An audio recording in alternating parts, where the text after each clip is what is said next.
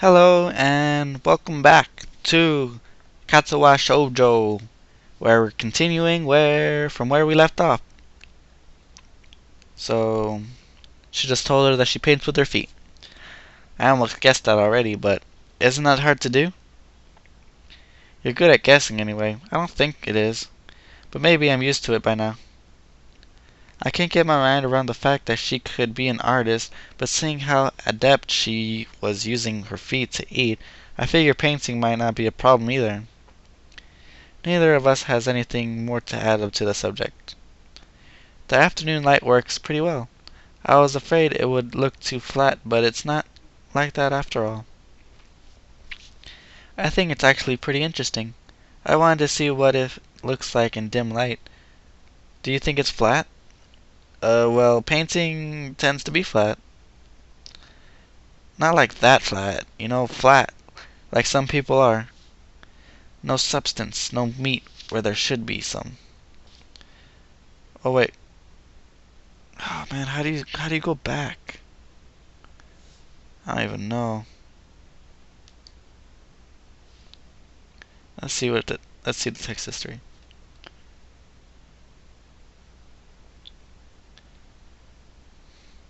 I know a few girls who Okay. I know a few girls who Okay, I get it. But I couldn't really tell. I'm not that good with art. I can't name many artists or artistic terms. So I don't really have anything to say.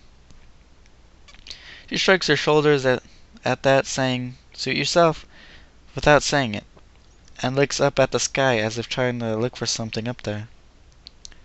I didn't think I'd get any actually work done, but if you gave me a hand with the paint, I could get a little done before it's too dark. I wanted to get a halogen light like the ones that they use for a sports track, but there aren't many.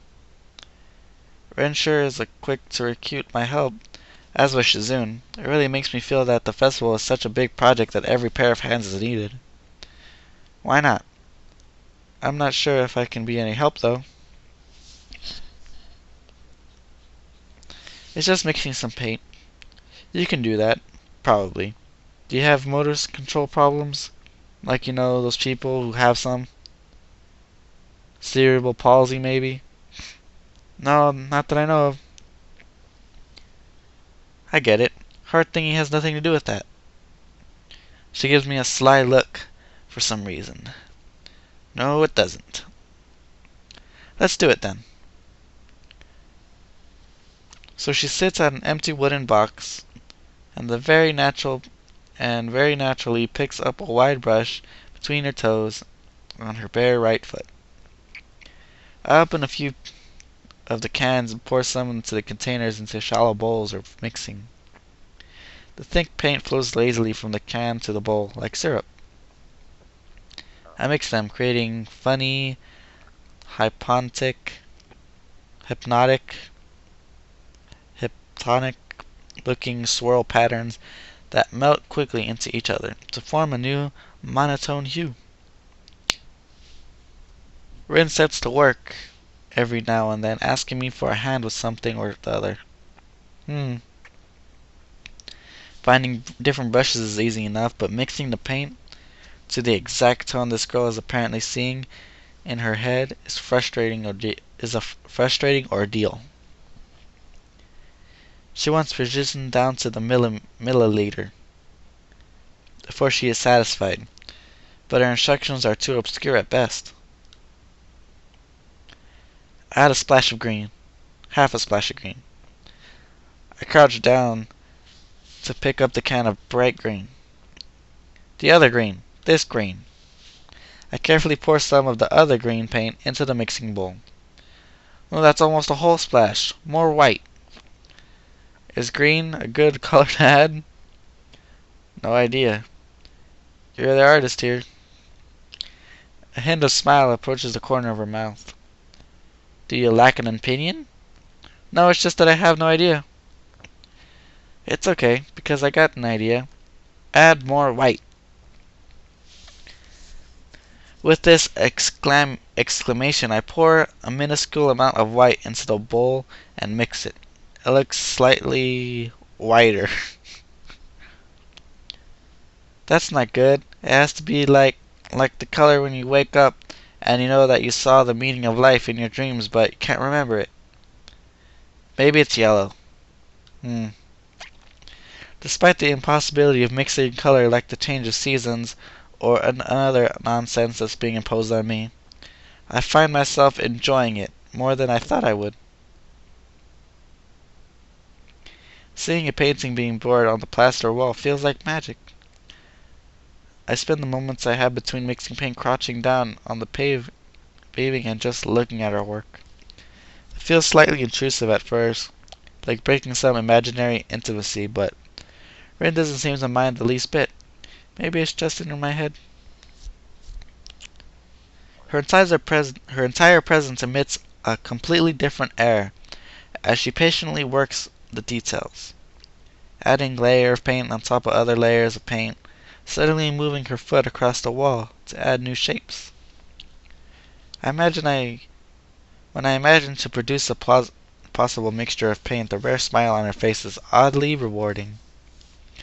Apart from the few words from when discussing paint mixes, neither of us say a word for the longest time. And even though short discussions soon evolve into a shorthand, get it? Both of us developing and using weird impromptu code for various paint and hues. As if there was some need to converse words and breathe the sound.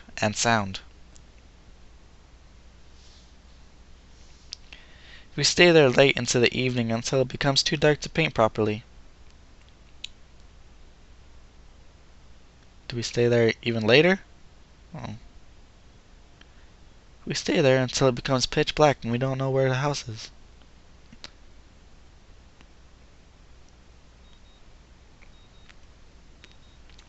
The sound of an alarm pulls me out of a fitful slumber and into an unpleasant state of wakefulness. I linger on the blanket for a few minutes, gathering energy to rise up, making excuses of why I already haven't. Honestly, I wouldn't mind staying here all day. School is surprisingly exhausting after a long pause, and the culture shock still has not faded, I think. Still, despite getting an impression of skipping class is easy here, I don't think they are going to let me get away with that easily. And the nurse is bound to keep breathing down my neck with the talk of exercise as well. So eventually, I do rise, swallow my morning medication, and put on my old soccer clothes. Thanks to my condition, I was exempt from taking part in gym classes at Yamaku, so I didn't get issued with a gym outfit. I'd ordered some to cover such a contingency, but wearing my old soccer clothes is kind of nostalgic. I can't use them for that anymore, so maybe they can get a new life this way, a bit like me. After all, if I'm going to start taking care of myself, I can't afford to slack around. I'll start from the basics. Basics which include keeping the rest of my body in shape along with what little I can do to strengthen my heart. Maybe then I can go back to something approaching a normal life, or at least something where I'm less likely to fall over dead at any minute. I'm surprised to discover that I'm not the only one present at the track. Not just that, but it's a face I've seen before. The prosthetic-legged girl who bowed me over in the hallway yesterday is running on the track lethally, like a half-mechanical gazelle. What was her name again? It was a short one, but I can't remember. She seems to be running laps at the somewhat easy lop, her prosthetic legs clanking rhythmically on the hard track surface. I wonder what reason she has for running this early in the morning. Maybe it's something akin to mine, and the nurse is oppressing the poor girl to jog just like he is oppressing me. I certainly wouldn't be here if it weren't for my health, and it's prompting me to do so. And even with things being like they are, it's only because I wanted to get it out of the way early. The fact that I would be less likely to encounter someone would who would witness my pitiful attempts in getting in shape was merely a happy accident. I'd leave, but it seems that my former assailant noticed me at her last lap. She waves at me cheerfully and jogs over. Good morning. Your name is Sasao, right? She grins, seemingly pleased, and she grins, seemingly pleased that she remembered my name.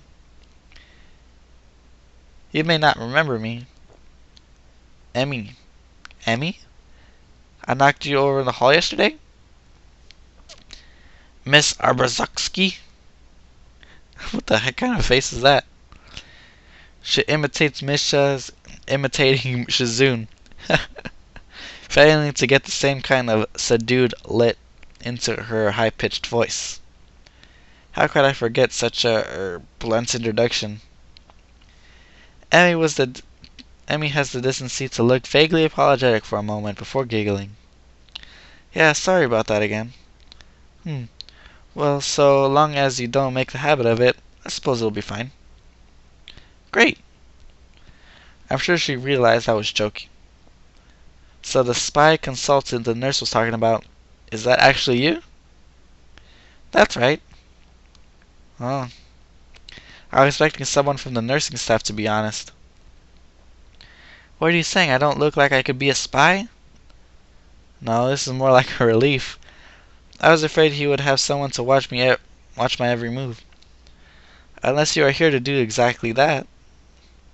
No, I'm here for my own reasons. The nurse just asked me if I had seen any messy-haired transfer students who looks like he's kinda lost around the track. So why are you down here? Emmy strikes a dramatic pose. Training! For what? Track! I see. You're on the track team then. Emmy nods enthusiastically. Yep, I'm one of the better runners too. And modest about it too. Hey, you should join up. It's good exercise, you know.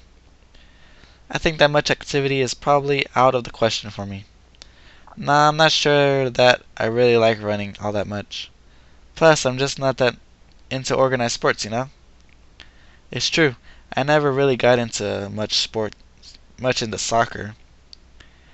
I mean, I'd run around with my friends and all, but that was really the only reason I ever played. It wasn't for glory to be found on the field, that's for sure. Emmy seems to understand my meaning. I see. Not that into the whole organized thing, huh? But now that you're here, I guess we're going to run together, huh? What? Sure, I guess. Emmy seems pleased. Are you going to warm up? Real men don't warm up. Oh no, you always warm up. Bad as how. She scolds me enthusiastically, but then smiles and leans closer. I hate warming up too. She laughs suddenly. Heck, and I don't even have to stretch my legs. As if to confirm her statement, she bounces up and down a couple of times, giving me a passing impression of standing on a pair of springs. Her leg blades seem to be quite elastic. Let's go! So we both take off around the track, and I can immediately see that she wasn't lying about being good at running. Emmy moves fluidly through herself into the run. Emmy moves fluently, throwing herself into a run that's sort of wide abandoned. What? Wait, what did I say? Emmy moves fluidly, throwing herself into the run with a sort of wild abandon. Okay. I find myself concentrating more on running properly. Hands spread, right? And something about hitting on the balls of your feet rather than the heels. I try to match the stride of Emmy's, but it's pretty difficult. Apparently I'm not very good at it. Maybe Emmy could help me with that sometime. I'm really not feeling up to more than a couple laps today, and so do a walk pretty quickly. Emmy keeps running and doesn't seem to notice I've stopped, until she passes me a second time. She quickly skids to a halt, breathing steadily in contrast to my own somewhat gasping demeanor. Finished already? I hang my head ruefully. Yeah. I'm not in very good shape right now. Emmy nods and grins at me again. She seems to do a lot of smiling. Well, the important thing is you started, right? Next time you have to try to hold out longer, and then longer, and longer, and eventually you'll be great. I'll keep that in mind. But I think right now I'm going to get ready for class. Shouldn't you? Emmy shrugs uncertainly. Unconcernedly. Whatever. No, I've got plenty of time. I noticed that she's not wearing a watch. Are you sure? Another careless shrug. Not really, but I gotta finish my routine. See you later, Sal. Sure, yeah, see ya. I'm not sure whether this morning experiment was a success or a failure, but I admit that I do feel slightly good about getting out there this morning. And like Emmy said, I just need to keep at it in order to get better, right? Practice makes perfect, or something like that. It's nice, at least, to feel that I had some resemblance of control over my own health. I'll try to keep this up. I'll try to keep this up. I head back to the dorms to wash and change into my uniform, trying to resist the urge to take a really long and hot shower. I'm tired from all the running, so I just want to unwind, but I don't want to break my slowly building routine of getting to school before the morning rush. After taking a long shower, I dry myself off and get off the stall to put on my clothes.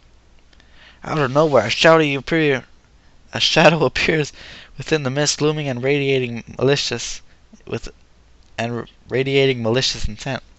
It bursts through the fog. Sup? What are you doing here? What the hell? You scared me. What's your problem? I should be asking you that. I've been looking for you all over the place, man. What do you mean, all over the place? I want to ask if he's been looking for me like that, stark naked, but I hold my tongue back.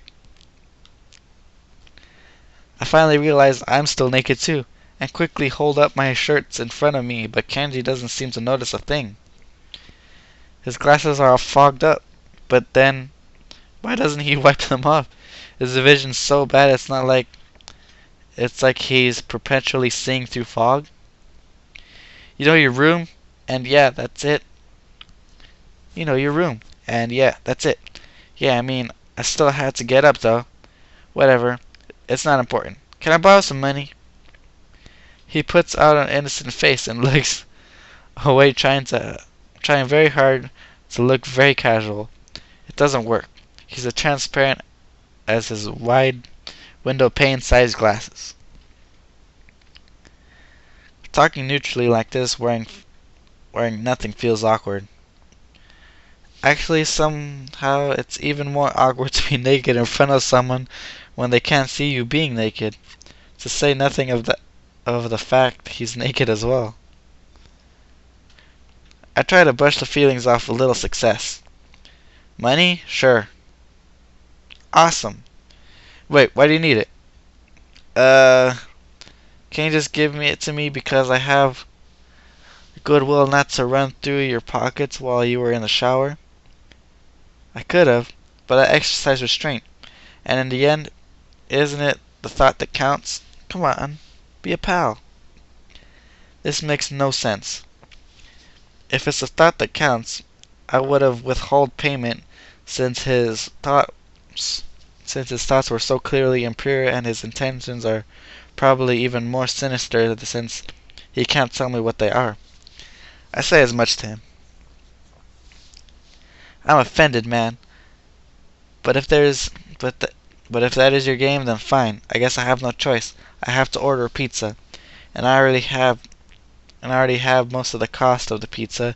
I need help from the rest. I get some of the pizza too, right? No. Are you serious?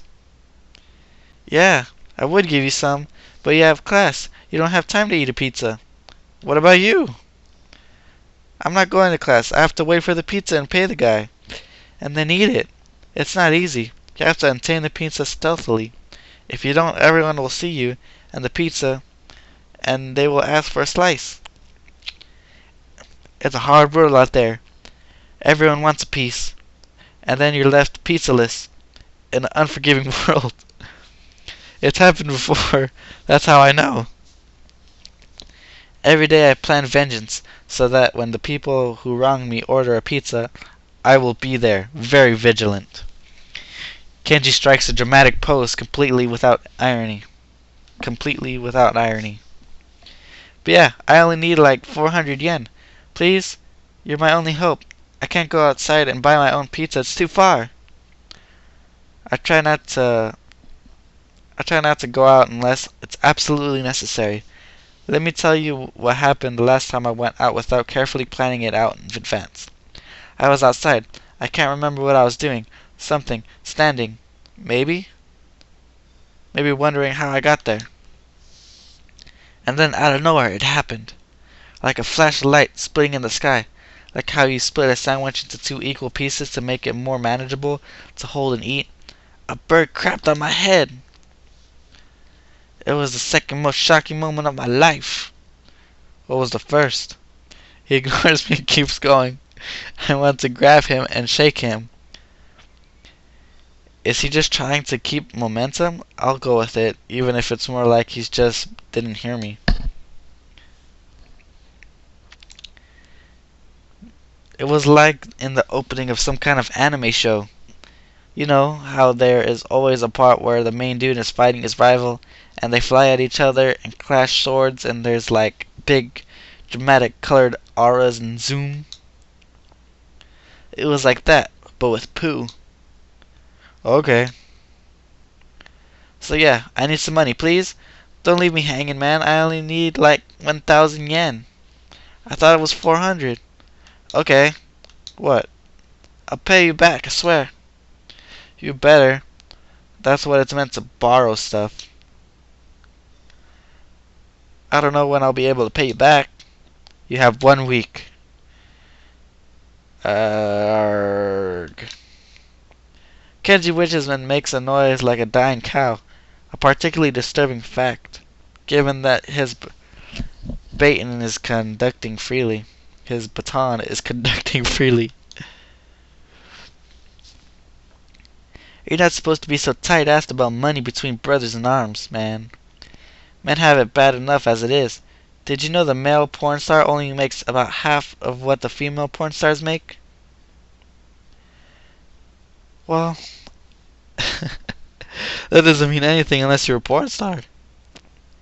So maybe I am a porn star on the side, trying to make ends meet as I fight the feminist agenda. And you can spot me your crumbs, you bastard. Nobody understands. Nobody. Wouldn't feminists be against pornography in the first place? The feminist agenda stuff again? Wait. This feminist agenda stuff again? This stuff is important. I can see that you don't give a shit, but this is serious here. Feminists are a dangerous enemy. Make no mistake. You take them lightly, and they'll wake you up in the morning with a knife in your back. Bam! Out of nowhere. How do you wake up in the morning if someone stabbed you in your sleep? Women are terrible at stabbing things. I thought you just said don't take them lightly. I mean don't take them lightly for the big things. Individually they're not a threat. But if there was some kind of war, like a big war, with men on one side and the feminist forces on the other side, it'd be pretty ugly. And the day will come. And that day will come when the feminists come out of their central top secret worldwide feminist headquarters and say, "It's on now, motherfucker!" You're being ridiculous. There's no big worldwide feminist headquarters building. Where would they even hide that? I mean, it'd have to be massive. You couldn't hide that on Earth. Someone would notice a big fortress with women only in it. Who said it was on Earth? I turned away from Kenji and started practicing frowning faces in the mirror so that I can figure out what kind of frown was best to express my emotion. You can't see me from the distance anyway. How unfortunate. Which unfortunately means he just keeps on ranting without any regard to sense of sensibility. Sorry about that. Yeah, there's a war going on. A war not many know about. But it's a great one that will one day boil over and encompass all of the known world. Then we will have to pick sides.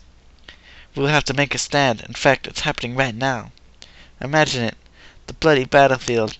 A vicious conflict without end. I almost gave up when I thought this cause was silly. Then I grew tired of the bleakness of our fight.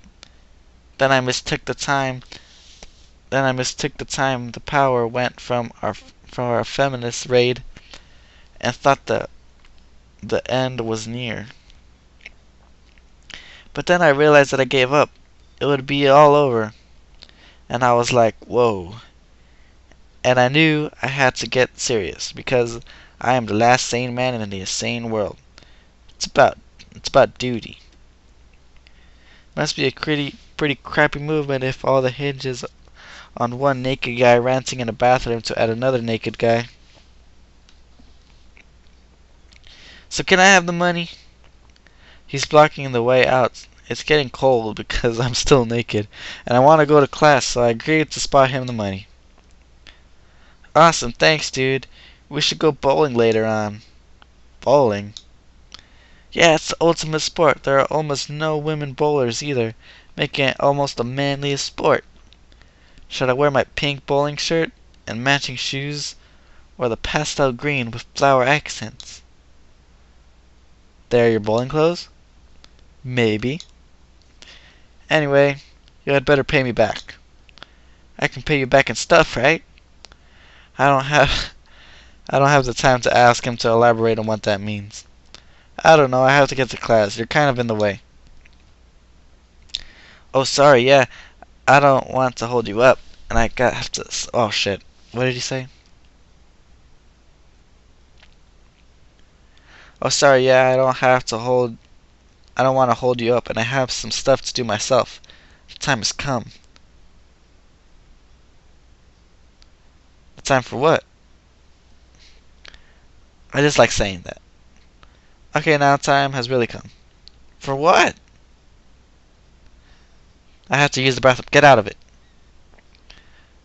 I was just going to. And what does that mean? It's a big bathroom. So I had to be alone. I can't go. The pressure. Okay, what if someone else comes in? I'll think of something. I give him a practice frown, and it looks kind of silly reflecting in his glasses. He either doesn't notice or doesn't see. Anyway, so I get dressed and run back to my room, feeling as though an eternity has passed since I woke up.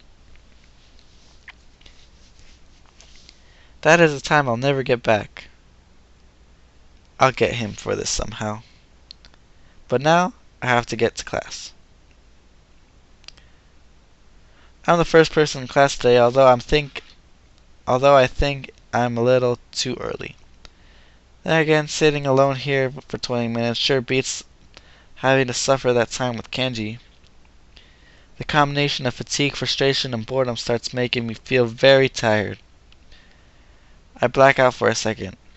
Waking up when my head hits the surface on my desk, rubbing my forehead, I realize this is a good reason as any to stay up for now, and stop coming to class so early later.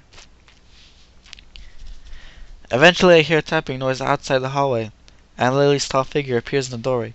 She's not in this class, so she must have some other business. Maybe she's looking for Hanako.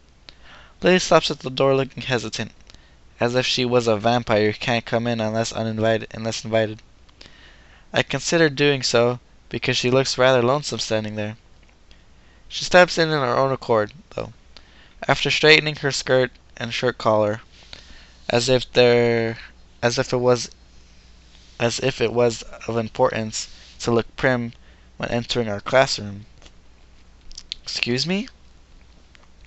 She calls out into the quiet classroom with a probing, delicate voice. I realize the silence might unnerve her because of her blindness, so I break it. Good morning, Lily. Hisao? Good morning. I didn't hear you come in. I wonder if she thinks it's suspicious I didn't say anything to her before. It's likely if I were to tell too big a lie now, it would sink me. Well, I was already here, just asleep until now. Oh, have you seen Hanako today by any chance? No, she seems to come in only just before the bell rings, or after that. Do you want me to tell her something for you? No, it's fine. It's strange, but I think we're the only two people in the school right now. I didn't hear anyone else on my way here. I shouldn't have gotten up so early today, I guess. You're what? You're chastising yourself. Chastising. Chastising yourself for doing something that people should do? Punctuality is a good thing. I think so, anyway. It's a very busy morning today. The festival is coming up soon, and today is the deadline for event registration, budget reports, and any other official paperwork. It could be that everyone is trying to complete the necessary forms at the last minute. Maybe that is why it's so quiet today. Hi. Misha pops into the room with Shizune as if on cue, shouting with a loudness that makes Lily visibly flinch. Hi, Chan. Hi. Look, it's the class representative. Hello. Lily smiles, probably amused by Misha or Shizune's use of the words look. Good morning.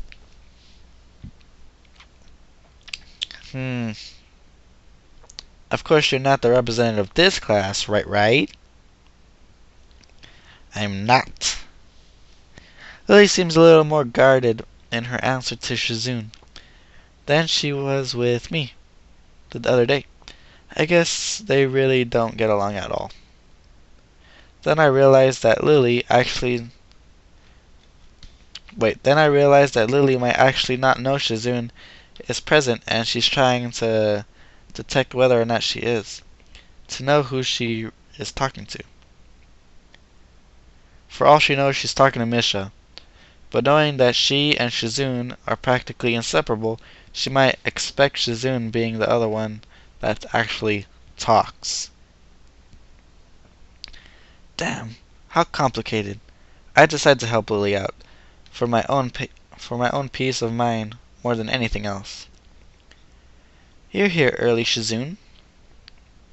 You're here even earlier than us. Misha puffs out her chest angrily.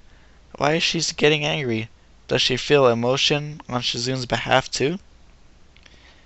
It's not that weird though. Shizune didn't like my little comment. It's true. I was here I'm tired.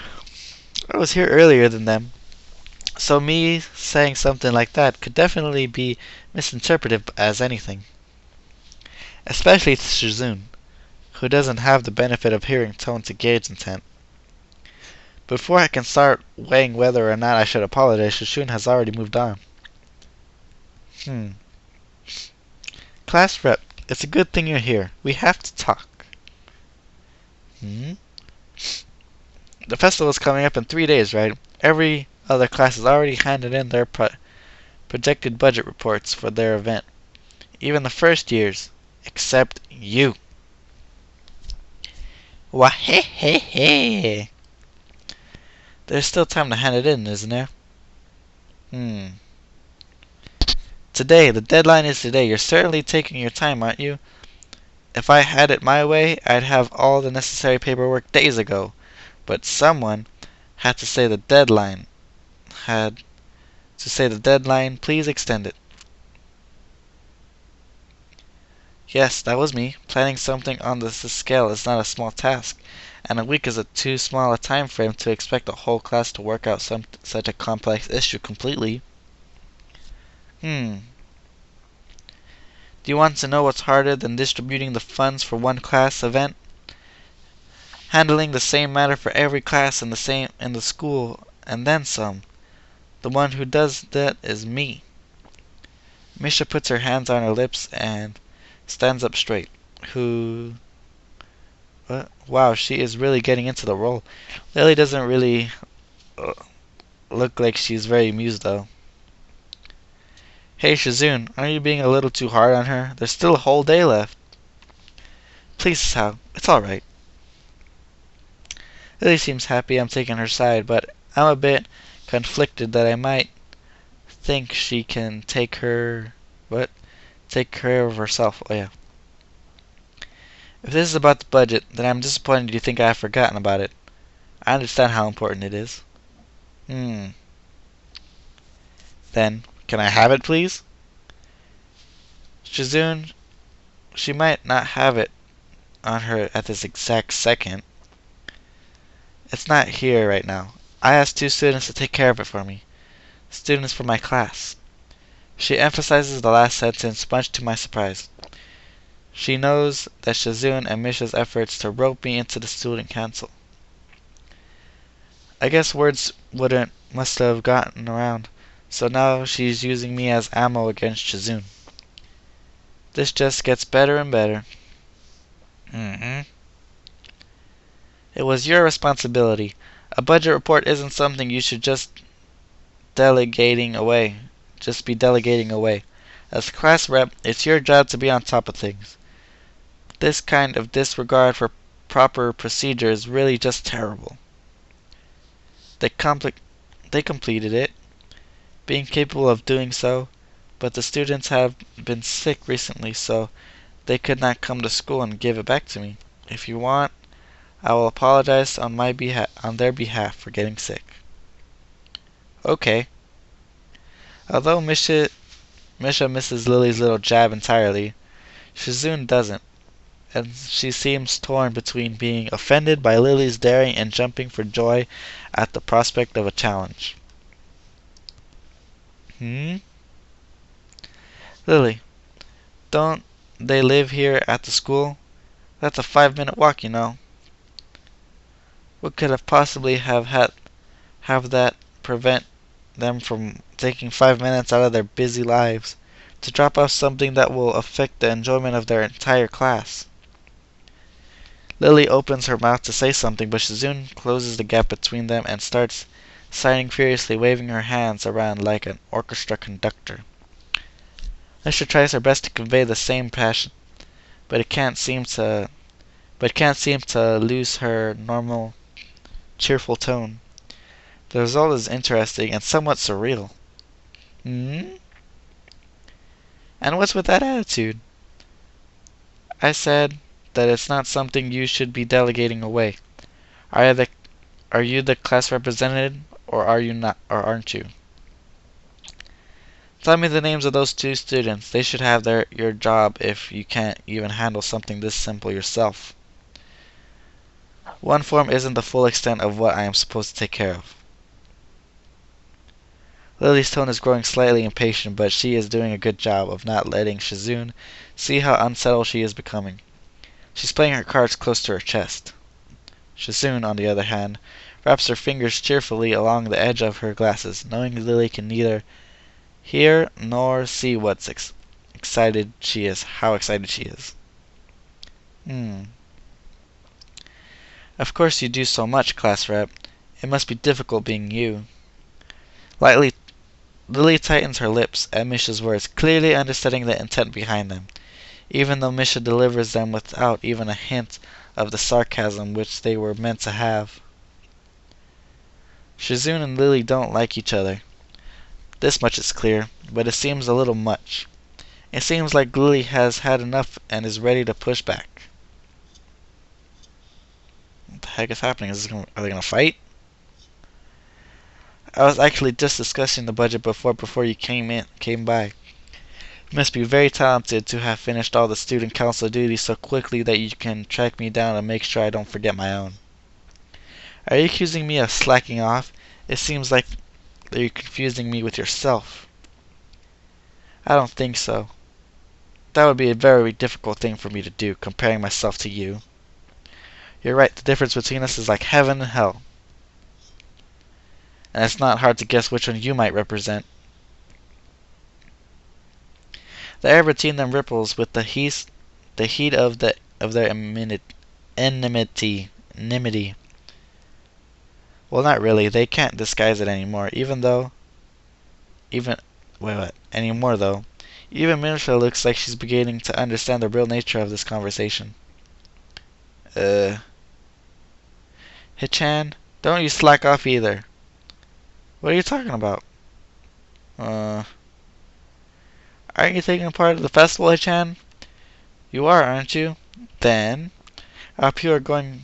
I hope you are going to do a lot more than just make it sure it goes smoothly than this person. I don't know why Shizune is suddenly getting mad at me.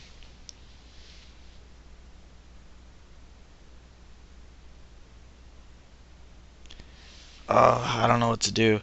Next time we'll pick out something to do. Alright, later.